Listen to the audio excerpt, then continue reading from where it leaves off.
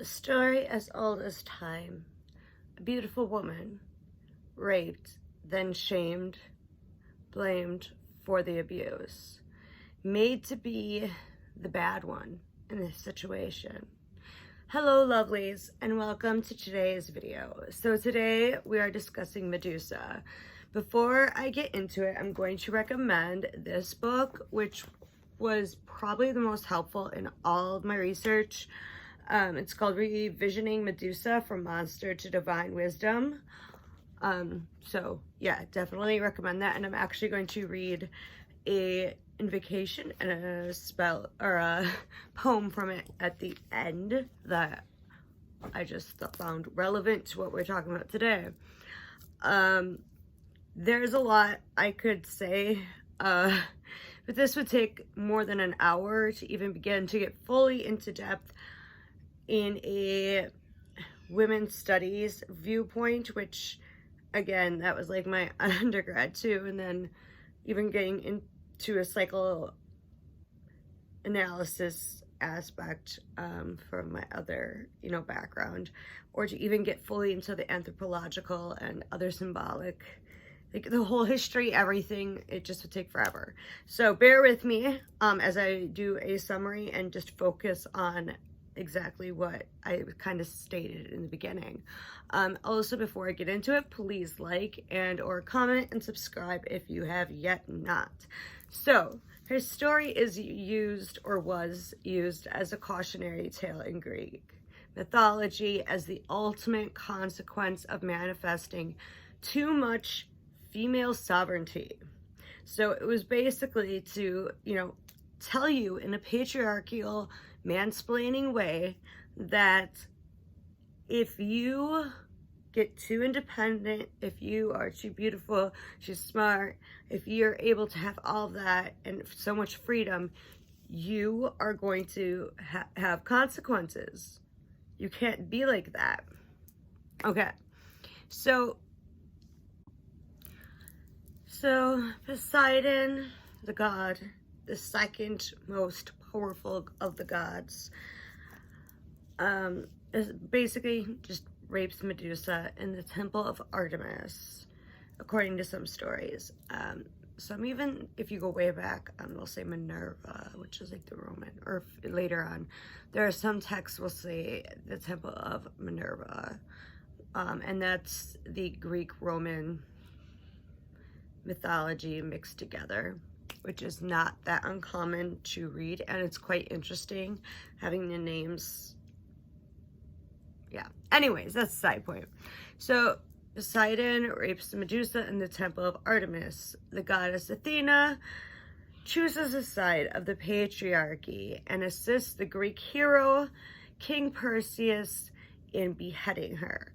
Now remember, Athena is often seen as this strong woman, female goddess that's filled with wisdom and, is associated with war, but also just being strong and independent. Yet here she is assisting the patriarchy, and that's not that uncommon. Women who say they're even feminists or for women's rights or against rape, sometimes, especially when it's involved in some form of structure like that, will choose the side of the men if it gives them more personal power. And I'm not just making that up. That actually happened to me with something that happened to me while I was in my undergrad. And it involves government. So there was this structure in place, right? So it still happens. So she may be this warrior, this independent person, but she chooses the side of the Greek hero, the patriarchy. So when Medusa is killed, her power is plundered. And from her severed neck, her sons were born. The winged horse Pegasus, and sorry for my pronunciation, Crazior. I'm just really good at reading and having it right in my head, but like saying some words, I don't know, maybe it's from being a reader. Anyways, so Pegasus was taken and made to send his mother's roar and the flash of her eyes to Zeus, which is claimed to give him the power of thunder and lightning. Athena drains the blood from Medusa's veins and gives it to the Greek god of medicine and healing. So think of everything that this strong woman is doing. The blood from her left side is deadly, and the blood from her right side brings life, which gave her earth mother goddess power of life, death, and regeneration. Athena also put an image of Medusa's head on the breastplate of Zeus's shield for protection. Perseus was thus seen as equivalent to the Son of God, if you want to look at it in a Judeo-Christian way, but yet destroying the essential manifestation of evil women that threaten souls of men because they're independent and strong, if you really want to think of it that way. And remember, this is a cautionary tale. She was beautiful and powerful, and too beautiful, you know? Don't be too attractive or dress a certain way, and you'll attract certain things, and you deserve it then. And when a god, I mean the second in charge, confesses love to you and wants to make love to you, and you say no, then you're gonna get what you deserve, right? You now are a disgrace. And like Medusa, your beauty and power can be stolen by the likes of people you entrusted, or often seen as allies, like Athena, a woman, a warrior, who is seen again as a feminist icon to many. But as we know now, one of the most radical things you can do is believe a woman. So it doesn't matter what your background is, even if you're somebody that's been raped or abused before, you know, are you going to just believe the woman and not have any questions? So this makes her basically the ugly truth of not just at this point in which the story is told, but of current society, which is why I kind of, you know, obviously, yeah. So some background in history. Medusa means, quote, the ruling one, which as a woman during that time could not be the ruling one. So she was with her beauty and mortality, unlike her sisters, a prime target. In Egypt, many say that Neith is Medusa. And in Egypt, as Neith, her name would mean, I have come for myself. So some states, Medusa is a mixture of Neolithic, European, Indo-European depictions, as well as various others within the region. The Neolithic goddess of birth, death, and regeneration, whom usually was represented as a snake bird hybrid, or just a snake or bird. So that can be seen as that they're talking about Medusa. There was the Eastern demon, again, with names Humbaba, who also had ended up with a severed head.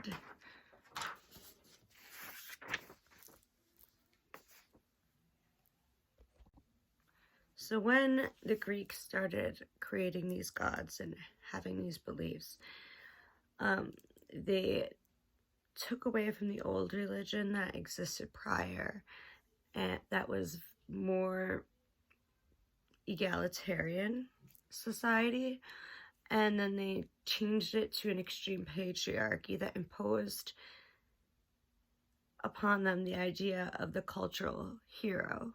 So their whole society became the culture of hero. And we're not talking about egalitarian and equalness anymore. We're talking patriarchy. And the culture of the hero, any that would challenge the male-dominated system and views were crushed within those stories.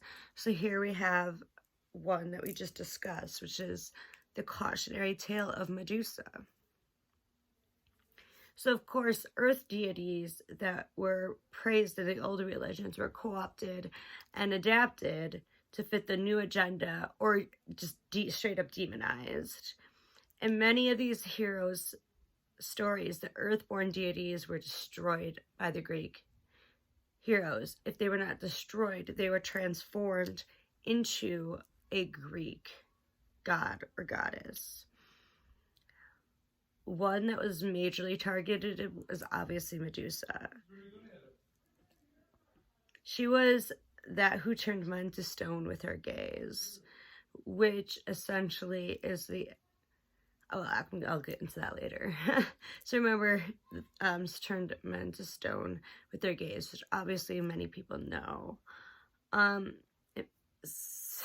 6th century BCE, particularly in the island of Corfu, there's a statue of Medusa that is 8 feet tall and full-bodied. So it's not just the head. It was placed at the highest point of the Temple of Artemis. This sculpture of Medusa is not the raging, scary figure head that we see now. And it was, but rather it had like a lot of power. And the snakes were coming from left and right, as well as around her waist. She also had wings that were fully showcasing the idea of death and new life capabilities as well, because there was 2 children, one on each side underneath the wings.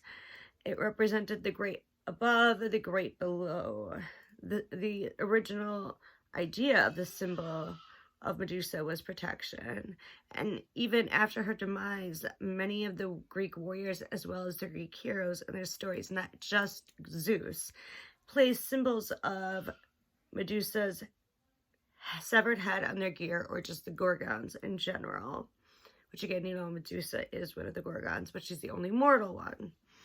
Modern Western culture focuses more on the anger aspect, continuing the misogynistic and psychoanalytic modality of psychology, viewing her as a destroyer of masculine strength, which then, on the other side, of course, causes many forms of feminism, because remember, there's various theories and forms of feminism, use that anger to reown and take back as the liberation of women's rage. So within just this story of Medusa, there are representations and archetypes. So the triple goddess can be seen as the Gorgon sisters, representing the past, present, and future. Only Medusa exists as mortal in the present time. She is symbolic representation for us to listen to the ancient wisdom that is passed down upon us. She is the great awakener, to remind us not only of our own mortality, but to encourage and empower us to reclaim it, and reclaim whatever else has been silenced or diminished within us. To have the courage to act and speak our truth and trust ourselves and hold our gaze so for us to not turn into stone. So basically a protection mechanism. Medusa represents the crone, the dark goddess. She is a healer and a destroyer. She brings life and she kills. Snakes typically represent the vitality of the energy and consciousness of life in the body, and vitality of spiritual consciousness in the life and the world outside of the self. It is a sign to shed our skin, our old skin that is no longer needed, and grow into a more awakened, woke self. They're a symbol of healing, and that's often what most use snakes for, is to heal the self. wisdom and transformation. This ties into some of the common symbolisms and roles that Medusa herself truly holds, such as crone, high priestess, goddess, and even queen at times. So all powerful women. It's also tied to the awakening and enlightenment of self, as the snakes are wrapped around the crown chakra. So they're on her head, her crown chakra, and her stare can represent the opening of the truth and intuition, the third eye. Snakes being at the crown chakra, though, is extremely important when we ourselves are invoking and working with Medusa too, because they're associated with trust, surrender, divinity, wisdom, unity, and pure consciousness. For the high priestess representation, there's evidence that Medusa, being a high priestess in Africa, and recall she is the only mortal of the three Gorgon sisters. As a high priestess, she was a keeper of knowledge and enlightenment and sexual deep unions. She's trained in sacrificial rites, healing, and enlightenment, as well as, again, the sexual unions. So as high priestess, part of what she would have been doing is initiating men into the deep and secret mysteries of the heart and intimacy. Any man that would come to her, as she being a high priestess, would have to approach her as the embodiment of the goddess. And that through this goddess, who is seen as a holy woman, they themselves can know more and find more of these deeps. Right? Anyways, she's not a prostitute. She's not a dominatrix. She's not a sex therapist. She was enlightening them. As a high priestess and the goddess, she is that of the divine feminine. So therefore, when we look at it with that lens of her being this high priestess, that men would have to basically worship and bow down to in order to even get said enlightenment and awakening, then you have this guy, because let's look at it in modern society. Here is this privileged freaking god who thinks he can do whatever he wants. And then everybody wants the attention and the approval of this high and mighty privileged guy who can help them get wherever they want. To be known as the goddess warrior, right? Okay, so here he is. He doesn't care that she is this high priestess. He doesn't care that she is supposed to symbolize something. No, he's above that. He's a god. Boom, can rape her, chop her head off. Boom, she's done. So, I'm saying this stuff to kind of get people to realize that this isn't just a mythology. I mean, this is a true story that happens to so many of us. But many of us don't speak it. So the goddess aspect has been slightly mentioned prior. That would be more of the transformer, because again, she brings to life, she brings death, regenerates, and all that, and helps lead us to our spiritual realization and awakeness, our wokeness.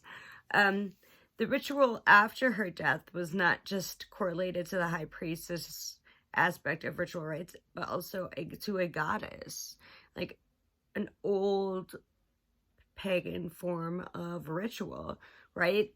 They drain out her blood and then use it to kill or bring life.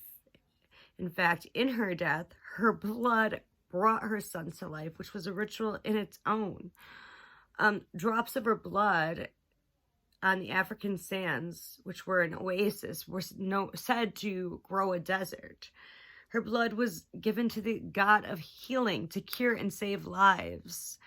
Medusa is the embodiment of the crone aspect of the triple as well. She is filled with themes of beauty, wisdom, surrender, paradox, fearlessness, and detachment. Medusa, the crone, is about reclaiming and speaking your truth.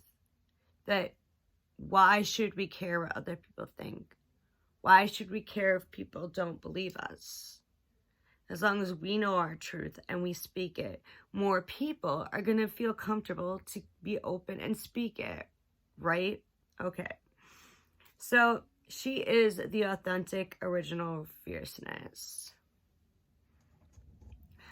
With Medusa's beheading and becoming a monster, after her innocence and purity were taken, she subverts the patriarchal male gaze. So remember how I brought it up? Remember, if you didn't already know, that her gaze turned men into stone. Well, she subverts the patriarchal male gaze, and she escapes the sad gaze. So she takes it and she gives it back to them.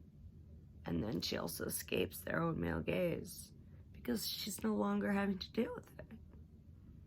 All right, so next I'm just going to read the two little quick excerpts. Oh my God.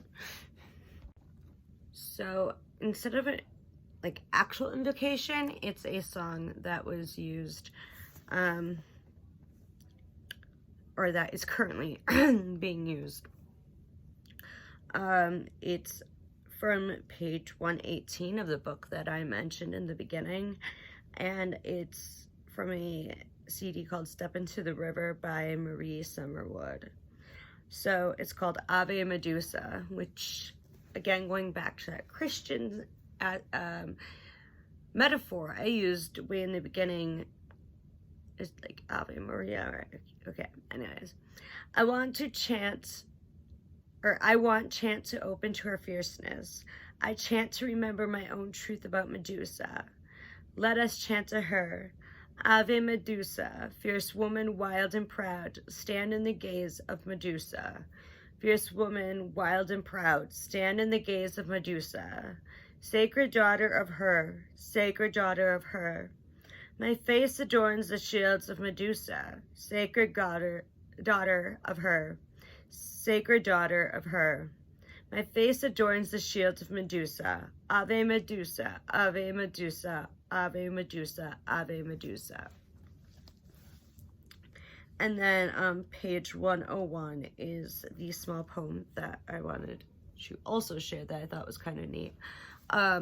So it's called Adorations for Medusa by Reverend Angela Kunchman. Again, names. I hear the hissing before I see you, such a lovely face, framed by slender creatures, snapping and hissing, protecting you, readying you for transition, a transition into power, that special womanly power. I see your beauty where others see anger, an otherworldly beauty that is a wonder to behold. I see your beauty in your strength, in your passion, in that special womanly power. I do not turn to stone, like men who freeze in the presence of womanly strength. I do not run in fear, like men who cannot appreciate your power. I do not arm myself, like men who fear what they cannot control. Dear sweet Medusa, may I find my own creatures to protect me, to ready me for transition, to step into my own womanly power. May I continue to share the glories of you. And that, my lovelies, is the end of my very, very shortened summary of Medusa. If you like this video, please like it, and please comment if you have any suggestions for further goddesses for the Empowering Goddess Self series I've been doing for how many years. Also, check out my shop if you have yet to do so, and if you want, subscribe to my newsletters, getting deals, tarot, all of that good stuff. So with that, I love you. Thank you for checking me back, and blessed be.